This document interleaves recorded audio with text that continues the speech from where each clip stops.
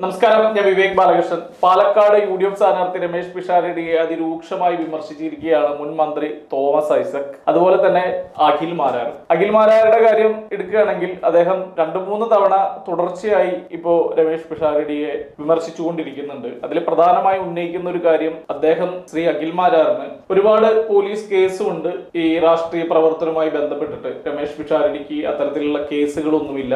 പിന്നെ അയാളെ എന്ത് കണ്ടിട്ടാണ് കോൺഗ്രസ് പാർട്ടി സ്ഥാനാർത്ഥിയാക്കിയത് എന്ന് ചോദിക്കുന്നുണ്ട്. കോൺഗ്രസ് പാർട്ടി കഴിവുള്ള ആളുകളെ അംഗീകരിക്കില്ല, കോൺഗ്രസിൽ എടുക്കില്ല എന്നുകൂടി ശ്രീ അഖിൽ മാരാർ പറഞ്ഞു വെക്കുന്നുണ്ട്. തോമസ് ഐസക് ആവട്ടെ ചോദിക്കുന്നത്, ഒരു കോമാളിയായ രമേശ് പിഷാരടിയെ നിർത്തിയാൽ എങ്ങനെയാണ് വോട്ട് കിട്ടുക എന്നതാണ്. ആദ്യം നമുക്ക് തോമസ് ഐസക്കിനോടുള്ള മറുപടി പറയാം. തോമസ് ഐസക് CPM പാർട്ടിയെ പ്രതിനിധീകരിക്കുന്ന ഒരാളാണ്. ഒരിക്കൽ 1-2 തവണയൊക്കെ മന്ത്രിയായിട്ടുള്ള ഒരു മനുഷ്യനാണ്. അയാൾ ഇത്തരത്തിലുള്ള ഒരു പരാമർശം നടത്തുമ്പോൾ ഇപ്പോ ഖേദം പ്രകടിപ്പിച്ചു എന്നൊക്കെ പറയുന്നുണ്ട്.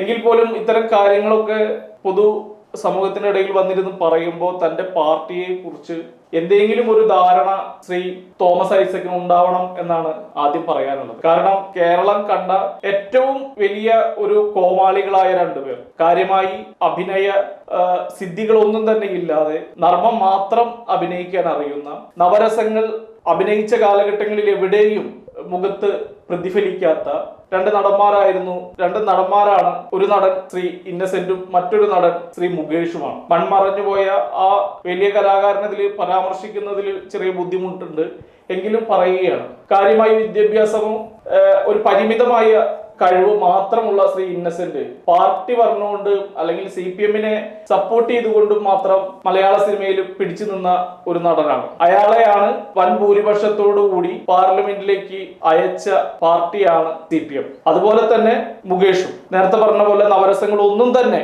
ഈ കാലയളവിൽ മുഖത്ത് പ്രതിഫലിക്കാത്ത വലിച്ച കോമഡികൾ മാത്രം പറയുന്ന ശ്രീ മുകേഷിന് 2 തവണ MLA ആക്കിയ പാർട്ടിയാണ് CPM. അപ്പൊ ഇത്തരത്തിലൊക്കെ പറഞ്ഞ് അല്ലെങ്കിൽ ഇത്തരത്തിലുള്ള കാര്യങ്ങളൊക്കെ പറയുമ്പോൾ തോമസ് ഐസക് ഒരുപാട് ചിന്തിക്കാനുണ്ട്. പിന്നെ രമേശ് പിഷാരടിയെ കുറിച്ച് പറയുകയാണെങ്കിൽ അദ്ദേഹത്തിന്റെ ഒരു പ്രായം 50 വയസ്സായിട്ടില്ല.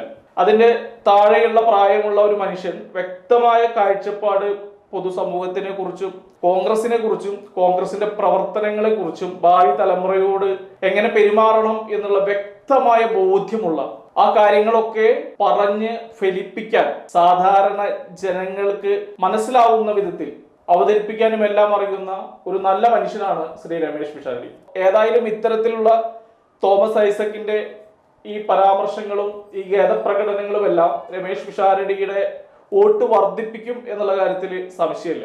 രണ്ടാമത്തെ കാര്യം അഖിൽ മാരാരോടാണ് പറയാനുള്ളത്. അഖിൽ മാരാര് പറയുന്ന ഈ കേസുകൾ നമ്മൾ മനസ്സിലാക്കേണ്ടത്, രാഷ്ട്രീയ പ്രവർത്തനം നടത്തുമ്പോൾ കേസുകൾ വരിക സ്വാഭാവികമാണ് എന്ന് കരുതി കൂടുതൽ കേസുള്ള ഒരാളാണ് നല്ല നേതാവാവണം എന്ന് എവിടെയും നിർബന്ധമില്ല. മാത്രമല്ല, പാർട്ടിയിൽ പ്രവർത്തിക്കുന്നത് കേസ് ഉണ്ടാവാൻ വേണ്ടിയിട്ടാണ് എന്നുള്ളൊരു തെറ്റിദ്ധാരണ ശ്രീ അഖിൽ മാരാർക്ക് ഉണ്ടെങ്കിൽ അത് തിരുത്തണം. കാരണം പാർട്ടി പ്രവർത്തനം എന്ന് പറയുന്നത് തല്ലുണ്ടാക്കലും പോസ്റ്റർ ഒട്ടിക്കലും കൊടി പിടിക്കലും ഒന്നുമല്ല. അതിനപ്പുറത്തേക്ക് ഒരുപാട് കാര്യങ്ങളുണ്ട്. പല സാധാരണക്കാരും പല ആളുകളും പറയുന്ന ഒരു വാക്കാണ്, എനിക്ക് ഈ പാർട്ടിയിൽ പ്രവർത്തിക്കുമ്പോൾ ഒരുപാട് കേസ് ഉണ്ടായി. നല്ല പ്രവർത്തനം നടത്തുന്നവർക്കൊന്നും തന്നെ കേസ് ഉണ്ടാവില്ല. അഥവാ കേസ് ഉണ്ടായാൽ തന്നെ അത് വലിയ കാര്യമുള്ള കേസ് ഒന്നും തന്നെ ആവുകയുമില്ല. ഇവിടെ പറയാനുള്ള കാര്യം, ഒരുപാട് പേര് ഇതുപോലെ നമ്മൾ പിണറായി വിജയന്റെ കേസ് എടുത്താലും മറ്റു നേതാക്കന്മാരുടെ കേസ് എടുത്താലും അവരുടെ പേരിലൊക്കെ ഒരു പെറ്റി കേസെങ്കിലും ഉണ്ടാവും എന്നുള്ളത് സത്യമാണ്.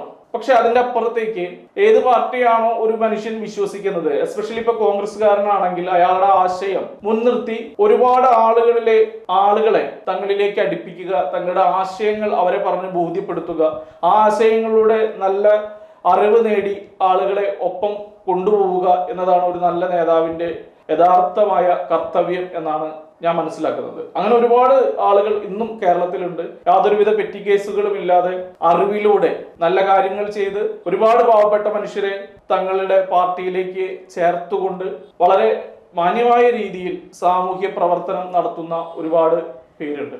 തീർച്ചയായിട്ടും അത്തരത്തിലുള്ള ഒരാളാണ് രമേശ് പിഷാരടി. അപ്പോ നർമ്മത്തിലൂടെയും, അല്ലെങ്കിൽ അദ്ദേഹം ഇപ്പൊ പറയുന്ന മറ്റൊരു കാര്യമുണ്ട്, ഈ ഒരു തെരഞ്ഞെടുപ്പിൽ നർമ്മമല്ല, ഞാനിപ്പോ നർമ്മം പറയുന്നതല്ല, ഞാനിപ്പോൾ സീരിയസ് ആണ്, ജനങ്ങളുടെ കാര്യങ്ങൾ ക്ഷേമപ്രവർത്തനം ഒക്കെ നടത്താൻ ഉള്ള കാര്യങ്ങൾ കൂടുതൽ ശ്രദ്ധിക്കുന്നു എന്നാണ് രമേശ് പിഷാരടി പറയുന്നത്. തീർച്ചയായിട്ടും ഒരു കൊമേഡിയൻ ആയിട്ടുള്ള ഒരു മനുഷ്യൻ, അല്ലെങ്കിൽ നർമ്മം പറഞ്ഞ് ലോകം മുഴുവൻ ചുറ്റിക്കറങ്ങിയ ഒരു മനുഷ്യൻ തന്റെ കർമ്മം ഇപ്പൊ അതല്ല, ജനങ്ങളുടെ ക്ഷേമപ്രവർത്തനമാണ് എന്ന് ചിന്തിക്കുമ്പോൾ അത് തന്നെയാണ് ഏറ്റവും വലിയ കാര്യം എന്ന് എനിക്ക് തോന്നുന്നു. വളരെ വ്യക്തമായ കാഴ്ചപ്പാടോടുകൂടി അദ്ദേഹം ജനങ്ങളെ സേവിക്കുന്ന കാഴ്ചയാണ് കഴിഞ്ഞ ദിവസങ്ങളിലൊക്കെ തന്നെ നമ്മൾ കണ്ടത്. മാത്രമല്ല, ഒരു സിനിമാ നടൻ എന്ന നിലയിലും അദ്ദേഹം ഒന്ന് വിളിച്ചു കഴിഞ്ഞാൽ ഒരുപക്ഷെ ഒരുപാട് പേര് അദ്ദേഹത്തിന്റെ പ്രചരണത്തിന് വരും. പക്ഷെ അതൊന്നും വേണ്ട, ഞാനൊരു കോൺഗ്രസ്സുകാരനായിട്ട് UDF-കാരനായിട്ടാണ് പാലക്കാട് നിൽക്കുന്നത്, അവരെന്നെ ജയിപ്പിക്കും, ആ ആശയമാണ് ഞാൻ ഏറ്റവും കൂടുതൽ വിശ്വസിക്കുന്നത് എന്നാണ് പറഞ്ഞത്. തീർച്ചയായിട്ടും ഒരു കല നമുക്ക് എടുത്തു കഴിഞ്ഞാൽ അറിയാം,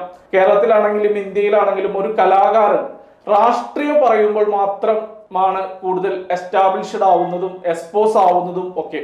തീർച്ചയായിട്ടും അത്തരത്തിലുള്ള ആളല്ല രമേശ് പിഷാരടി. രമേശ് പിഷാരടി രാഷ്ട്രീയക്കാരനായി തന്നെ തന്റെ നിലപാടുകൾ വ്യക്തമാക്കുന്നു. ഞാനൊരു പൂർണ്ണമായും ഒരു കോൺഗ്രസ്സുകാരനാണ് എന്ന് പറഞ്ഞുകൊണ്ട് മുന്നോട്ട് പോകുന്നു. അത് നല്ലൊരു ഭാവി രമേശ് പിഷാരടിക്ക് നൽകുക തന്നെ ചെയ്യും എന്നുള്ള കാര്യത്തിൽ തർക്കമില്ല. കല എന്ന് പറയുന്നത് എപ്പോഴും രാഷ്ട്രീയത്തെ ഡിപ്പെൻഡ് ചെയ്ത് നിൽക്കുന്നതാണ്. അപ്പൊ രാഷ്ട്രീയത്തിൽ നിൽക്കുന്ന ഒരാളെ കലയെ ഡിപ്പെൻഡ് ചെയ്യുന്നു തന്റെ നേട്ടത്തിനായി എന്ന് പറയുമ്പോൾ അത് തീർച്ചയായിട്ടും ഒരു രണ്ടാം തരം ആയിട്ടുള്ള ഒരു പ്രവർത്തനമാണ് എന്നുള്ള കാര്യത്തിൽ തർക്കമില്ല. ഇതോടൊപ്പം തന്നെ ഇപ്പോ മോഹൻലാലും ആന്റണി പെരുമ്പാവൂരും ഒക്കെ രമേശ് പിഷാരടിയെ വന്ന് കണ്ടിരിക്കുന്നു. ഒപ്പം ആസിഫ് അലി പറയുന്നു രമേശ് പിഷാരടി വിളിച്ചാൽ ഞാൻ വരും എന്ന്. രമേശ് പിഷാരടി പറയുന്നു ഞാൻ ആരെയും വിളിക്കില്ല, വന്നാൽ നല്ലത് എന്നാണ്. തീർച്ചയായിട്ടും രമേശ് പിഷാരടിയുടെ ഭാഗത്ത് നിന്ന് ചിന്തിക്കുക എന്നുള്ളതാണ് ഓരോ രാഷ്ട്രീയ പ്രവർത്തകനും സിനിമാ പ്രവർത്തകനും ചിന്തിക്കേണ്ടത് എന്നാണ് എനിക്ക് തോന്നുന്നത്. കാരണം രാഷ്ട്രീയത്തിന്റെ മേലെയല്ല ഒരിക്കലും സിനിമ എന്നുള്ളതാണ് സത്യം. അപ്പൊ അതുകൊണ്ട് തന്നെ ആസിഫ് അലിയെ പോലുള്ള ആളുകൾ ഇത്തരത്തിൽ ഈഗോ രീതിയിൽ സംസാരിക്കുന്നത് ഒരു നല്ല പരിപാടിയല്ല.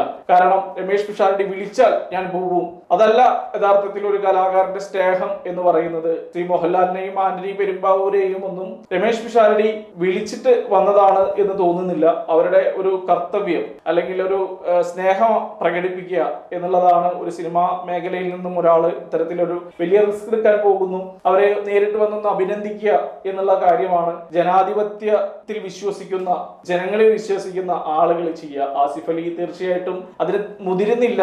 ഞാൻ വലിയൊരു സംഭവമാണ് എന്ന് കരുതുകയും രമേശ് പിഷാരടി വിളിച്ചാൽ ഞാൻ വരാം എന്നുള്ളൊരു ധാർഷ്ട്യത്തോടു കൂടി പറയുകയും ചെയ്യുന്നത് ഒരിക്കലും നല്ല സംഭവമല്ല. ആസിഫ് അലിയുടെ ഭാഗത്ത് നിന്ന് ചിന്തിക്കുമ്പോൾ ഒരാൾ വിളിക്കാതെ എങ്ങനെയാണ് പോവുക എന്നുള്ളതാണ് അതിൽ നിന്ന് മനസ്സിലാക്കേണ്ടത്. ഒരു വ്യക്തമായ ഒരു പ്രോത്സാഹനം ആസിഫ് അലിയുടെ ഭാഗത്ത് നിന്ന് രമേശ് പിഷാരടിക്ക് ഇല്ല എന്ന് തന്നെയാണ്. ശ്രീ ആസിഫ് അലി വലിയ നടനാണ്, വലിയ കലാകാരനാണ്. ഏതായാലും അതിനൊക്കെ അപ്പുറത്തേക്കാണ് രമേശ് പിഷാരടി ഏറ്റെടുത്ത ദൗത്യം.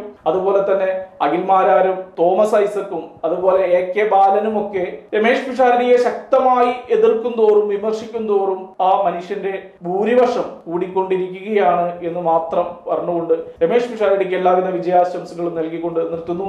നന്ദി, നമസ്കാരം.